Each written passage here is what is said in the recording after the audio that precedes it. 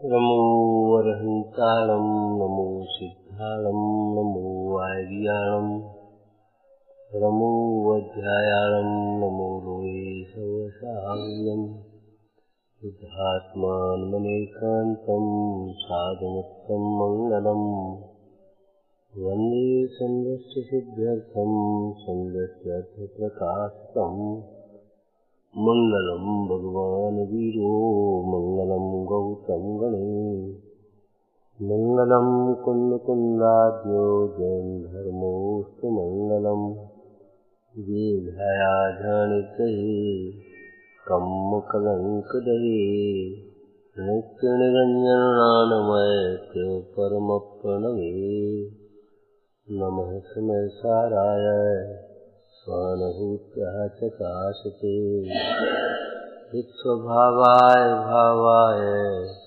सर्वभावान्तरस्थिते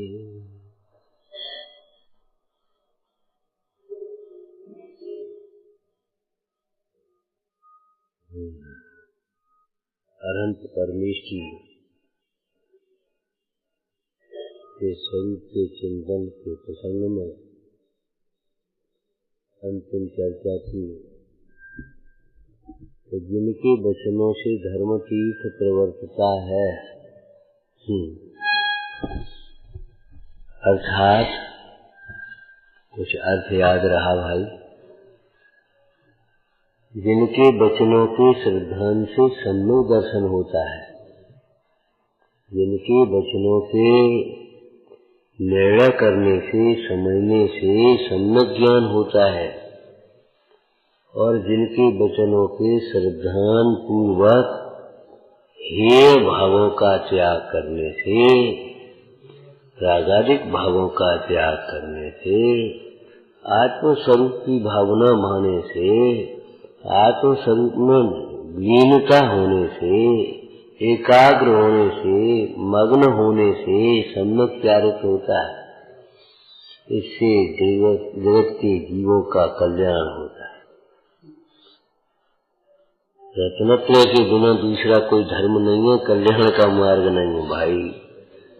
धर्म की पहली सीढ़ी है दंथन मूलो धम्मो, मोक्ष मार्ग की, मोक्ष महल की प्रथम सीढ़ी।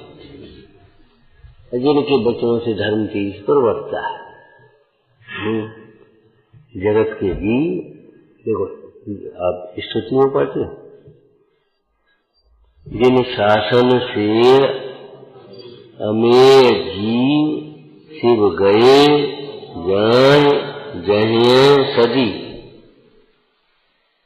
भगवान आपके शासन का, आपके वचनों का, आपके उपदेश का, उपदेश शासन वचन एक ही बात है। देखो रत्नकन साहब का चार में शास्त्रा शब्द का प्रयोग है आपके लिए, है शास्त्रा। तो शास्त्रा का क्या होगा? शासन। शासन का अर्थ क्या होगा? उपदेश, वचन है।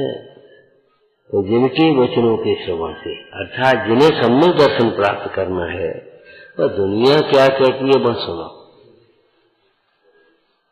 ये मोही जीव अपनी अपनी कहेंगे,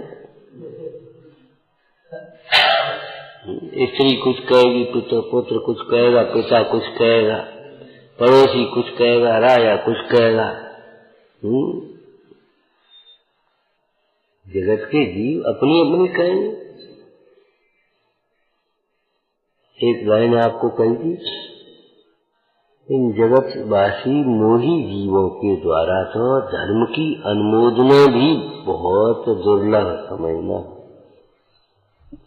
धर्म की अनुमोदना, तत्व ज्ञान की, वैराग्य की, श्रद्धान की अनुमोदना भी कोई धर्मात्मा जीव कर सकता है।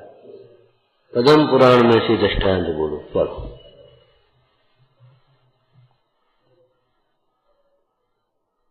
कौन कह रहा था? सही कह रहा है, वज्र कर्म राजा। उसने जंगल में मुंदाज के पास से नियम लिया, देव शास्त्री को नमस्कार करने का। अब भोला जी स्वाध्याय तो इतना था नहीं, तो उसने घर लौटा सोनी। अब भैया फटाई, हमने तो नियम ले लिया देव सास गुरु को छोड़कर और को मस्तक नहीं जमाएंगे। अब हम सिंगोदर राजा के दरबार में आएंगे, अब क्या होगा? तो उसने अपनी बुद्धि लगाई। तत्व को सांगोपांग समझना चाहिए। लोक व्यवहार अलग है, मोक्ष मार्ग का व्यवहार अलग है, और परमार्थ मोक्ष मार्ग अलग। स्वाश्रित परिणाम स्वाभाविक परिणाम आत्मा का वो परमार्थ मोक्ष मार्ग। द्रव्य संग्रह की भाषा में बोलना, सत्यमयी अप्पा, रत्नत्रयमयी आत्मा स्वयं मोक्ष का मार्ग है। और पूर्ण रत्नत्रय रूप परिणत आत्मा ही मोक्ष है। अरहंत और सिद्ध भगवान मोक्ष तत्व। आचार्य उपाध्याय साधु संबर निर्जरा सत्य। उसने कहा अब क्या करें? तो उसने अपनी अकल लगाई। भाई जितनी सी कोई से पूछते तो बनती बात, लेकिन नहीं पूछी, अकल लगाई उसने। तो एक अंगूठी बनवाई और उसमें भगवान तीर्थंकर का एक फोटो चित्र बना लिया। और अब वो ऐसे नमस्कार करे। राजा सोचे हमें नमस्कार कर रहा है, और वो सोच रहे हम तो इनको नमस्कार कर रहे हैं, हमको नहीं नमस्कार। कुछ दिन चलता रहा। किसी ने कह दिया सिंगोदर राजा से, ये बज्रकर्ण राजा आपको नमस्कार नहीं करता, ये तो समुद्र का अच्छा मेरे साथ छल करता है। मैंने उसको राज दिया है, मैंने उसको राजा बनाया है, बुलाओ उसको, देखता हूं उसे क्रोध। तो कोई ऐसा ही है, कर्म भी बड़े विचित्र हैं। कोई मारने वाला है तो कोई बचाने वाला भी है। और लौकिक में भी कहा जाता मारने वाले से बचाने वाला बड़ा होता है। बड़ा बनना है तो मारना नहीं, बचाना सीखो। एक दृष्टांत तो मैं दिया था। एक राजा ने एक बार कोई अच्छा कारीगर आया, बढ़िया कलाकार, तो बढ़िया उसके गमले अमले थे, कोई ऐसे बढ़िया डिजाइनदार, बहुत सुंदर। तो एक 25 मान लो उसने खरीद ली, लगवा दिए। उन्हें बहुत अच्छे लगे, देखे राजा प्रसन्न हो। एक दिन उस माली के सिंचाई में एक टूट गया, उन्हें ढूंढना चढ़ा दिखा दिया। अब कौन क्या कहे? क्रोध क्रूर होता है, मन कठोर होता है। क्रोध से परिणामों में क्रूरता आ जाती है, दया नहीं रहती, निर्दयता होती है। मन में कठोरता आ जाती है, मायाचारी से कुटिलता आ जाती है, छल प्रपंच हो जाती है। और अब बेचारा कुछ आप वो भी सोच रहा क्या करें क्या नहीं करें। मंत्री सोच रहा कैसे राजा को समझाएं और कैसे इसकी जान बचाएं। तो फांसी लगने का दिन आया, सो नहीं आया। बुलाया, क्यों वो मंत्री कहाँ है? बुलाओ उसको। बुलाया, आया। बोले महाराज मुझे देर लगी, एक गमला को तोड़ने वो जोड़ देने वाले को बहुत बढ़िया एक बढ़िया साधु आए हो, मतलब मैं कारीगर समझो, साज समझ क्या आए, बैठा का बैठे जोड़। अच्छा बुलाओ उनको, कोई बात नहीं। बुलाया, उन्होंने देखे भागे, एक डंडा लिया, तर 24 और बे और तोड़ दिए, तोड़ी। अब राजा को बोले क्या किया? बोले 24 की जान बचाई। 24 की जान बचाई है। अबे किसी के हाथ से किसी प्रसंग में तो वे टूटते ही, अगर जिसको जो बनी है तो खत्म हो गई, जन्म ऐसे मरेगा। कितने मजबूत किले बने थे, अगर खंडर हुए किसी के हाथ से तो टूटते और कोई न कोई का हाथ लगता, उसी को फांसी होती। उसको तो ये समझाना था, राजन जो बनता है बिगड़ता है, बनो नहीं तो बिगड़ोगे नहीं, संयोग है तो वियोग होगा। समझ में आ गई, क्षमा कर दिया, वो बात अलग बन गई। तो उसने वो राजा ने, सिंगोदर ने क्रोधित हो गया। उसी समय रात तुमको उसको नींद नहीं आ रही और वो चोरी करने गया, जाने कैसे गया, सो वहां छिपा था। दूसरा एक विद्याधर, तो रानी ने पूछा क्यों आज नींद नहीं आया? अरे वो दुष्ट सिंगोदर उसको नमस्कार नहीं करता और मेरे साथ में ऐसा करता है, कल उसको देखना और उसको फांसी पर चढ़वाऊंगा, ऐसा करूंगा। तो वो जो था थोड़ी सज्जन प्रकृति का था, तो वो वहां से निकला और पहुंचा सिंगोदर, वो वज्रकर्ण के पास। देखो सिंगोदर राजा तुम्हें बुलाएगा तो तुम सीधे मत चले जाना, ऐसी ऐसी बात है। बोले तुम भेद डालना चाहते स्वामी सेवक के बीच में, फूट डालना चाहते? बोले नहीं नहीं, तुम्हें कैसे मालूम कि हम ऐसे ऐसे गए थे और महल में से थे, राजा रानी से ऐसे कह रहा था। अब बताने की बात थी तो हमने तुमने क्या उधर बस वो हुआ सिंगोदर से वो नहीं गया। सेना ने घेरा डाल दिया, वज्रकर्ण के राज्य को घेर लिया। और प्रसंग की बात, निमित्त बनाने नहीं पड़ते, निमित्त बन जाते। निमित्त बनाने नहीं पड़ते, बन जाते। सावधान हमेशा रहो, भयभीत कभी मत रहो। काय में सावधान रहो? धर्म ध्यान में हमसे किसी जीव की विराधना न हो जाए, हमारे हमसे जिनेंद्र भगवान के वचनों की अवज्ञा न हो जाए, हमसे जिनवाणी का अनादर न हो जाए, किसी व्रत नियम संयम का भी अनादर न हो जाए। बितरा हुआ का ये तुम नियम लेकर बैठ हो, का हो तो जिनका क्या ये तुम पढ़ते रहते हो, क्या होता? अरे ऐसे मत बोलना कभी, नहीं नहीं, अनादर न हो जाए हमसे। हमेशा भय भी, सम्यक ज्ञानियों को भी भय होता है, आपको सम्यक दृष्टि को भय नहीं होता। एक किसी अपेक्षा स्यात लगा ना, सम्यक दृष्टि को भी भय होता है। काहे का बोलो, किस लिए बोलो? परिणाम बिगड़ने का और जिनाज्ञा भंग होने का। सम्यक दृष्टि को भय नहीं होता, बोलो किसका? अब जिस हाथ भय नहीं होते वो भी आप भरा, अपनी कोई धन चले जाने का, अपना अनादर हो जाने का, शरीर में रोग हो जाने का, मर जाने का, चोरी हो जाने का, किसी के भयभीत कम, अचानक कुछ हो गया, अचानक इस प्रकार के साथ भय नहीं होते। लेकिन जिनाज्ञा भंग होने का और परिणाम बिगड़ने का भय ज्ञानी जीव को होते।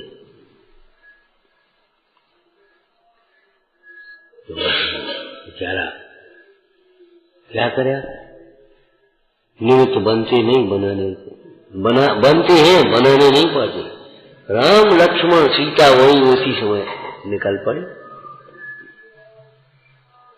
राम लक्ष्मण जंगल में बैठे और लक्ष्मण चली, बोले देख करके आता हूँ, नगर पास में है, कुछ भोजन पानी की भी और सोच व्यवस्था देखे। तो पहुंचा, तो देखा तो फाटक बंद और गया। पहरेदार से कहा क्यों फाटक कैसे बंद है? बड़ी सेना और इस तरह सिंगोदर वो वज्रकर्ण देख रहा, उन्होंने लक्ष्मण को देखा कोई धर्मात्मा सज्जन थे, फाटक हो गए, इसको भीतर आने आए। कहो भैया कैसे आए? जिन मंदिर का दर्शन किया वो भोजन करो। बोले भोजन तो हमारे भाई भावत बैठे वहां। अच्छा ले जाओ, उनको थाली सेवकों के साथ भोजन भेजा। रामचंद्र जी से कहा, लक्ष्मण ने ऐसे ऐसे हुआ। रामचंद्र जी बोले ऐसे संकट के काल में लोग धर्म भूल जाए, नेक आफत आए तो धर्म, तो न धर्म की पड़ी है, हम तो मरे जा रहे। ऐसे संकट काल में भी धर्मात्मा के हृदय में धर्म रहता है। देखो उसने तुम्हारा ऐसा स्वागत सत्कार प्रेम दिखाया जैसे कोई अपने सगे दमाद आदि के प्रति के साथ है। और ये विचार धर्मात्मा संकट में है, अपना पराक्रम अपना क्षत्रिय तो कब काम आए। जाओ सिंहोदर से जैसे बने उससे निपटो। अब देखो सम्यक दृष्टि का या धर्मात्मा पुरुषों का सम्यक दृष्टि, देखो प्रथमान युग में देव साहस गुरु के सिद्धांत वालों को सम्यक दृष्टि ही कहेंगे। सम्यक दृष्टि ही प्रथमान युग की शैली में अगर ये रात में नहीं खाए कोई प्राण जाता तो ये लगेगा सम्यक दृष्टि। देखो कैसे सम्यक दृष्टि, प्राण जल गया तो भी अभक्त वक्तन नहीं किया, रात में नियम नहीं तोड़ा। तो प्रथमान युग की शैली बाल बच्चों को जैसे माता की शैली होती है ना, ऐसे होती है। उन्हें देखो लक्ष्मण ने कहा सिंहोदर की तो इतनी सेना है भैया, हम अकेले का कर लेंगे। हम ज्ञानी जी धर्मात्मा जी कभी अपने को अकेला नहीं समझता और सदा अपने को अकेला समझता है। ये जैन शासन ये गुणवाणी समझना चाहिए सियादवाद, सदा अपने को अकेला समझता है। कैसे अकेला समझता बोलो? जीव अकेला ही कर्म करता है, अकेला ही भोगता है, अकेला ही संसार में भ्रमता है और अकेला ही मोक्ष आता है।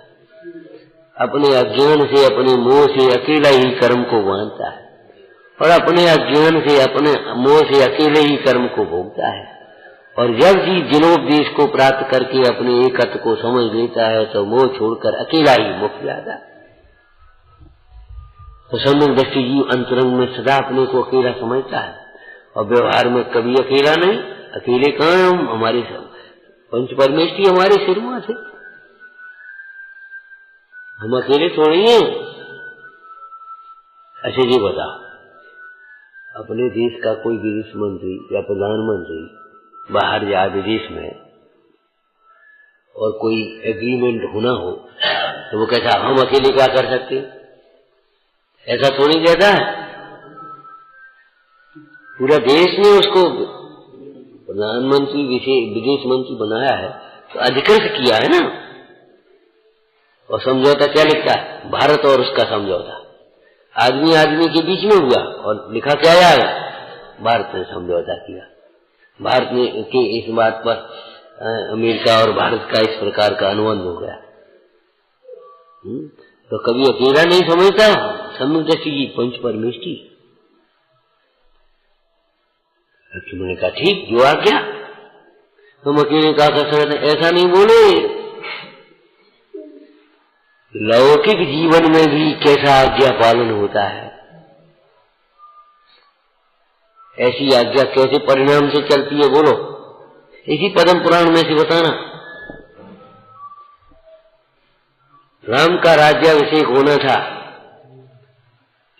और दशरथ के पास कैकेयी आई, महाराज आपको याद है तुम्हारे वचन धरोहर था आपके पास? हाँ भाई तुमने अच्छी याद दिलाई, हमें दीक्षा लेनी है, उड़ीन करोगे भी। बोलो क्या कह दी कि भरत को राज दिया जाए। ये जी का कह रही, जिसने राम को भरत से भी याद है लाड़ प्यार से गोद में खिलाया, जी आज कैकेयी बोल कैसे रही है? ग्रंथकार कहते कैकेयी नहीं बोल रही, मोह बोल रहा है, उतावलापन बोल रहा है, रागातिरेक बोल रहा है। ठीक है, दशरथ ने कहा ठीक है, अब इसका समाधान कैसे करें? कि राम को बुला, राम को बुला। बेटा युद्ध के काल में तेरी माँ कैकेयी ने ऐसे ऐसे रथ का संचालन किया था, उनको वचन दिया था, वो आज कह रहे हैं भरत को राज। आप बताओ क्या करें? बताएं क्या, सोचने की बात ही नहीं। आपके वचन का पालन हो, भरत का राज्याभिषेक करो। ज्ञानी जीव विवेकी जीव कभी अधिकार के लिए नहीं लड़ते, कर्तव्य का पालन करते। अरे इन ग्रंथों में मोक्ष मार्ग तो है ही, लौकिक जीवन भी है। अधिकार की लड़ाई नहीं लड़ी। और अंत में राज्य तो राम राज्य आज भी कहते, राम ही को राज्य हुआ, मिलना वही था, लेकिन श्रेय देखो।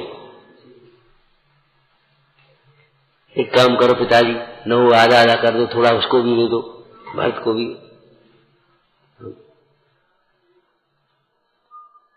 राम ने एक सेकंड नहीं लगाया, सोच के बताएंगे, एक सेकंड नहीं लगा, सोच के बताएंगे। सोचने की बात क्या,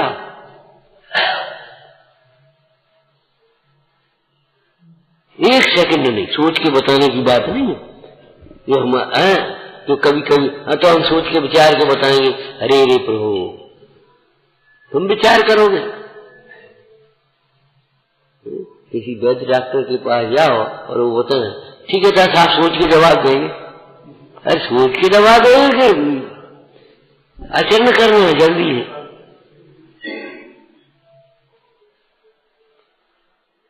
देखो राम ने दशरथ के वचन का पालन, राम के वचन का लक्ष्मण पालन करा। आज्ञा जो जिनाज्ञा मानते हैं उनकी हजारों देव आज्ञा मानते हैं, 6 खंड में आज्ञा चलती है। और जो जिनाज्ञा नहीं माने उनकी कौन मानेगा, भाई घर में चल जाए तो बहुत है। यही रोना बना रहता, कोई मानते ही नहीं, कोई सुनते ही नहीं, कोई मानते ही नहीं, कोई सुनते ही नहीं।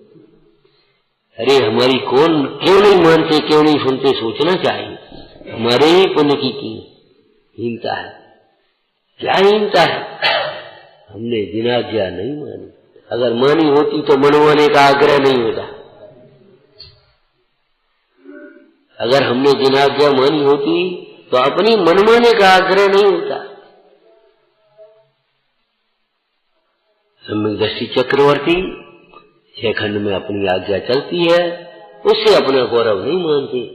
जिन आज्ञा को अपने माथे विराजमान रखकर, गुरु आज्ञा को अपने माथे विराजमान रख करके उसमें अपना सौभाग्य समझते, अपना कल्याण समझते। अकेला सौभाग्य नहीं, कल्याण समझते। सिंगोदर के दरबार में डेरे में पहुंचा, कौन, लक्ष्मण अकेला निसंग है। जिनके हृदय में परमेश्वरी भगवान है, इसके अब काय कपाए, पहरेदार की क्या हिम्मत रोक पाए। कहां जा रहे तब तक तो पहुंच गए। लक्ष्मण में भीतर, हे सिंगोदर, अयोध्या के राजा भरत की आज्ञा है, वज्रकर्ण के साथ संधि, सहयोग पूर्वक रहो, और नहीं तो ठीक नहीं है। ये कौन आ गया, कौन भरत का दूध, कैसा है, इसे सभ्यता नहीं है, शिष्टाचार नहीं है। इतना मौका कहां देना था। कभी मौका देने की कोशिश नहीं, और भी गए और मैं अपना दुपट्टा ऐसा उठाओ और बांस सिंगोदर को और डार पीठ पर। इतना मौका कहां, अगर देवी तो ऐसे थे, नारायण थे, कोट खिलाए थे, उठाने शरीर का बल भी था, बांधो और चल रानिया, महाराज पति की भिक्षा, घबराओ नहीं, चलो राम के पास चलो। कौन राम, कौन पद, चलो सब वहां पहुंच गए। वज्रकर्ण को बुलाया, वज्रकर्ण को बुलाया, आकर के वज्रकर्ण बैठ गया। रामचंद्र जी को भी उसने नमस्कार नहीं किया, लेकिन रामचंद्र जी प्रशंसा करते, हम बलभद्र और नारायण, और हमने तुम्हारा ये उपकार किया, और हमको देखकर भी तुम्हारा मस्तक नहीं झुका, तुम्हारे श्रद्धान को धन्य है। ये दृष्टांत हम दे रहे थे, काहे धर्मात्मा धर्म की अनुमोदना करते, श्रद्धान की अनुमोदना। रामचंद्र जी ने उसके श्रद्धान की अनुमोदना करी। सिंगोदर क्रोधित हुआ, कहां सिंगोदर, कहां राम।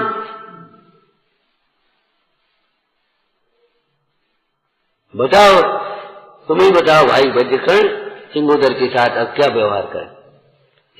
महाराज मैं जिन धर्मी हूं, मेरा भाव तो ये है, तृण मात्र को भी पी जाए, घास के तिनका भी मेरे पैर से न दब जाए। मेरा तो ऐसा भाव, मेरे निमित्त किसी को दुख ना हो। सिंगोदर तो हमारा स्वामी रहा है, इसके बंधन तोड़ो अपने हाथ से। आप आज्ञा करो, अपने हाथ से वज्र करने बंधन खोले। अब सिंगोदर क्या है,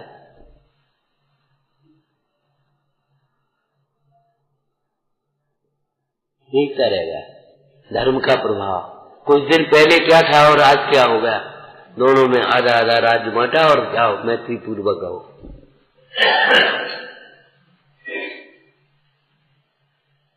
धर्मात्मा के अनादर का क्या फल मिला सिंगोदर को, और नियम की दृढ़ता का वज्रकर्ण को क्या फल मिला। राम की कृपा किस पर हुई,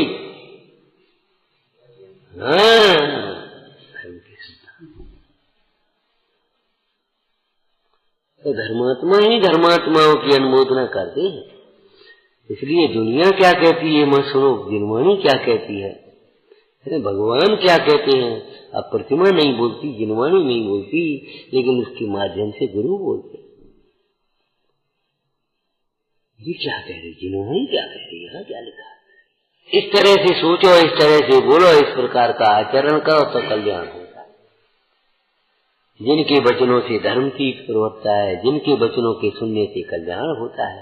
अगर ये सुनोगे तो मोह को छोड़ोगे, ये सुनोगे तो क्रोधाधिक भावों को छोड़ोगे तो कल्याण होगा। ये जिनवाणी सुनोगे तो अवक्य वक्षण छोड़ोगे, जिनवाणी सुनोगे तो व्यसन पात छोड़ोगे, जिन वचन सुनोगे तो ईर्ष्या द्वेष छोड़ोगे। माने जो दुख के कारण है वो जिनवाणी उन्हें छुड़ाती है, और जो सुख का उपाय है उसमें जिनवाणी लगाती है। तो जिनवाणी के सुनने से, जिनों के वचनों से धर्म की प्रवृत्ता है, उसे कल्याण होता है। इसका अर्थ क्या समझ में आया कि वो आत्मन तुझे कल्याण करना हो तो जिन वचनों को सुनो। सुनो का मतलब आगे बोलो, अनसुना मत करो। ये मत सोचो ये देखो काम तो कायवे को कहेंगे, अपना अपना काम करो। अरे रे प्रभु, जिनवाणी जो कह रही है वो तुम्हारा काम है, तुमने जो मान रखा है वो तुम्हारा काम नहीं है। जो जिनवाणी से विमुख है वे कभी अपना काम नहीं कर सकते, अपना हित नहीं कर सकते, अपना हित नहीं। कर्म पटल भूमाय दबी आत्म निधि भारी। आगे बोलो, होए देखते ही बहुत आनंद होता है कर्म के भीतर छिपी हुई आत्मा को। हाँ, परंतु विमुख जन न होगा। जो भगवान आपसे विमुख है, जिन्हें आपके वचनों का श्रद्धा नहीं है, वे इस आत्मनिधि को प्राप्त नहीं कर सकते। और तुम सेवक, क्या लिखा है, तुम सेवक, कैसा शब्द है। सेवा को ऐसा समझते हैं जैसे बहुत बुरी, बहुत हल्की चीज हो, कम पढ़े लिखे लोगों का काम हो सेवा करना। सेवा के बिना साधना नहीं और साधना के बिना समाधि नहीं, ध्यान रखना। तुम सेवक सतकाल, हाँ बोलो, तुम सेवक काय निश्चय कर धारे। आपके सेवक भी उसको तत्काल ही निश्चय रूप से धारण करते हो। माने वास्तव में निश्चय है, ये धारण करेंगे कि नहीं करेंगे ऐसा शंका नहीं है, एक अर्थ हुआ। दूसरी काय निश्चय कर धारे, आपने जो कहा है दोनों का ही निश्चय न। और तो बताओ आप, अर्थ समझ में आया कुछ? आपके द्वारा बताए गए शुद्ध न्याय के द्वारा बताई उस आत्मा को शुद्ध न्याय का अवलंबन लेकर उसे धारण करते हैं, उसे प्राप्त करते हैं। समझ में आया ना? आपके द्वारा बताए गए जो व्यवहार का पालन करते हैं वे तो पुण्यवान थे, लेकिन आपके द्वारा बताए गए जो निश्चय न्याय के द्वारा अपने ही मोह को छोड़ते हैं, अपने ही उस अंतर्मुख होकर वेद ज्ञान के द्वारा शुद्ध न्याय के विषय को ग्रहण करते हैं। काय निश्चय कर रहा है, निश्चय करे, निश्चय के द्वारा, और एक निश्चय कर, निश्चय दोनों अर्थ हो गए। खोज कुदाल सो खोज, बंद भू कठिन विदारे। कभी समझाया था उसका अर्थ बोल? खुद कुदाल सो खोद बंद भू कठिन विदारे, क्या अर्थ है?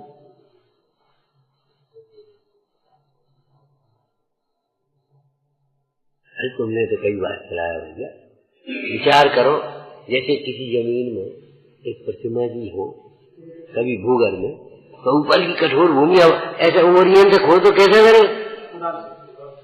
ऊपर की तो कुदाली से खोदेंगे, लेकिन जहाँ प्रतिमा दिखने लगे, अब कुदाली चलाई तो प्रतिमा खंडित होने की तरह, कुदाल को एक साइड में रख दो, फिर ऐसे हाथन से धीरे धीरे मिट्टी निकाल दिया, धीरे धीरे निकाल दिया, हल्की हल्की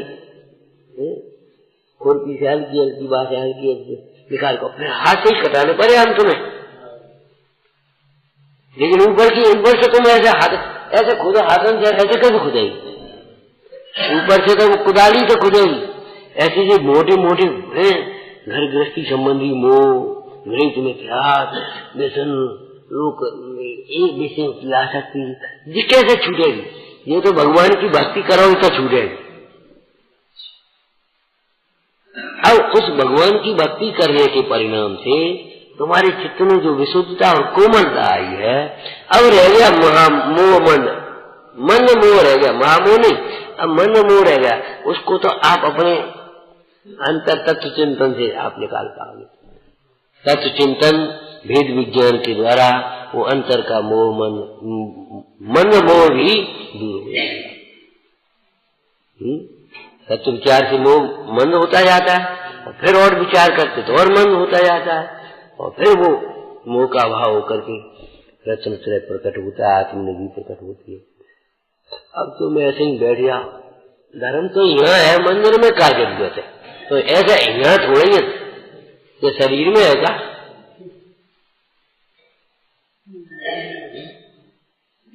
अज्ञान तो आत्मा से होते, लेकिन शास्त्रों से कहा होने ऐसी बातें करेंगे उसको कभी ज्ञान नहीं होगा।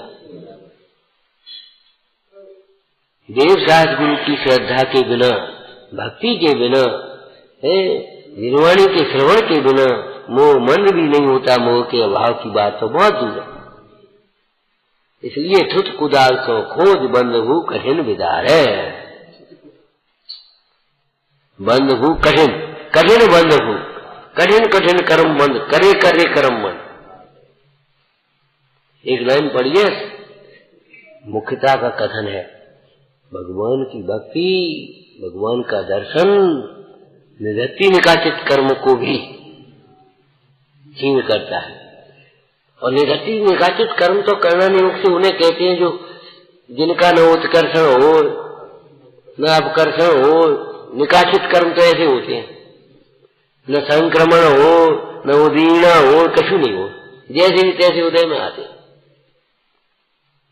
निकाचित कर्म, निधत्ति कर्म संक्रमण अधिक नहीं होता, लेकिन अपकर्षण होता अधिक होता। लेकिन निकाचित कर्म का कुछ नहीं होता। और ये कह रहे हैं भगवान की भक्ति से, दर्शन से निधत्ति निकाचित कर्म भी क्षीण होते हैं। मुख्यता का कथन है, परस्पर विरोध मत देखना। तात्पर्य ये है, निधत्ति निकाचित कर्म आए, उदय में आए, आ गए, उपसर्ग हो गए, हो जाने। लेकिन उन उपसर्गों के काल में भी वह धर्मात्मा ही इसके हृदय में जिन वचनों की श्रद्धा है और किंचित मात्र भी चलायमान नहीं होता, उसके परिणामों में चलायमानपना न होने से उसके परिणामों में खिन्नता नहीं, अंतर का उत्साह और आनंद बढ़ता है, और अल्प काल में उन कर्मों का नाश करके वह परम पद को पाता है। और उपसर्ग होते मुनीश्वरों पर भी, धर्मात्माओं पर, और उपसर्गों को कैसे जीतते, ऐसे ही तो जीतते भगवान की भक्ति के प्रसाद से, अथवा जिनवाणी की में कहे गए तत्वों के विचार से, अथवा अपने आत्म स्वरूप की भावना से, और एक शब्द में कहो तो आत्म ध्यान के फल से। बस इतना ही देखो, करेंगे समझ में आया ना? तो जिन्हें वो आत्मन के ये कल्याण करना हो, अब जिन्हें कल्याण कर जिन्हें विनय मत करो भाई। हमने आपको कहा था स्वाध्याय का धर्मोपदेश का अर्थ ये होता है स्वयं को संबोधन करना, अकेले में बैठ करके। वो आत्मन तुझे कल्याण करना तो जे का कह रहे, जे का कह रहे, बे का कर रहे, बे का कर रहे, दुनिया की ओर मत देखो, दुनिया की मत सुनो, जिनवाणी के अभ्यास में अपना उपयोग लगाओ और बस आगे समझो। कल्याण स्वरूप भगवान आत्मा का आश्रय करके अपना कल्याण करो। आज जी ऐसी बात है, कल जी प्रशंसा करेंगे, परसों जी पूजा करेंगे। आत्म साधना देख कमठ भी प्रभु चरणों में नत था, आत्मबोध पा करके निज में हुआ विनत था। दूर हुए दुर्भाव विकारी, सम्यक निज उपजाई। मेरा पास प्रभु अंतर में देख। वही सैनिक का यशोधर के साथ हुआ मुंदाज के साथ। सैनिक पहले क्या कह रहा थे और वही सैनिक ऐसे कहा, प्रभु हमारा अपराध क्षमा करो, हमने आपको पहचाना नहीं, आपको इसलिए नहीं पहचाना तुमने अपने को नहीं पहचाना। वही मैंने भोपाल राजा मैना सुंदरी को क्या कह रहा, लड़की बड़ी जिद्दन है, किसी को कोई समझती नहीं है, ये पिताजी है तुम्हारी इतनी बड़ी क्या कह रही, कि पिताजी और पुत्री की बात नहीं है, बात सिद्धांत की है। जीव अपने भाग्य लेकर के आता है कि नहीं।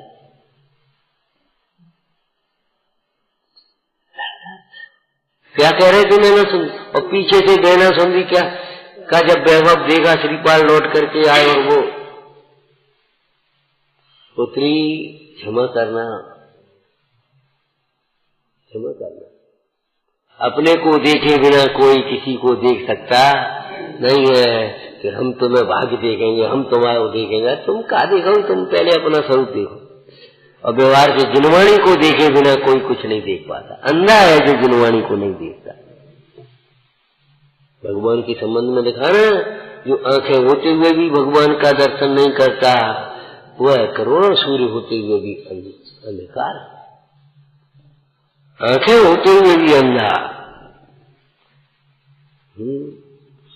धन होते हुए भी जो दान नहीं देता है, धन होते हुए भी वह निर्धन है।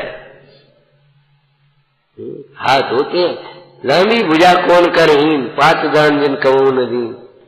ऐसा है ना, पढ़ो विचार करो, खूब जिनवाणी का अभ्यास करो। जिनके वचनों से ही धर्म तीर्थ का परिवर्तन होता है और जिनके वचनों से ही जीव का कल्याण होता है। इसलिए जिनके प्रति प्रेम हो, खूब जिनवाणी सुनो और सुनाओ। दूसरा कोई कल्याण का मार्ग नहीं है। विचार सजानंदी शोध रूपी अविनाशी आत्म स्वरूप आनंदी शोध रूपी अविनाशी